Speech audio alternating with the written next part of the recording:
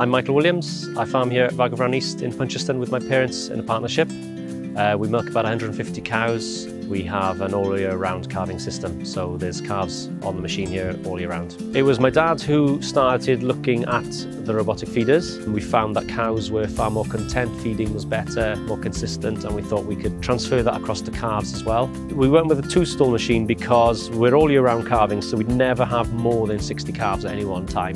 Before we had the feeders, we were on a bucket feeding system, and then it would be a case of heating water every day, mixing powder manually with a whisk. My dad would be in charge of the robot on the calf side.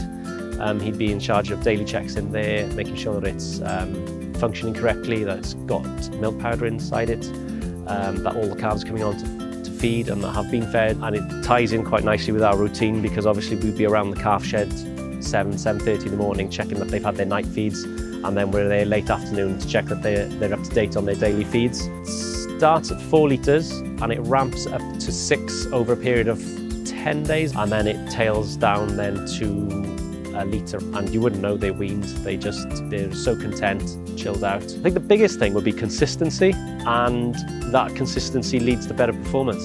So it means that we can get in earlier in the evening. It means we're more flexible.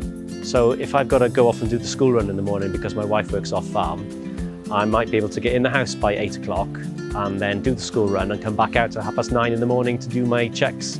Whereas before, that would have meant calves either not getting fed or getting fed in a rush, and that's the worst thing that can happen, is feeding calves in a rush, because it always leads to problems. In the old system, it was obviously very manual and there was always time pressure.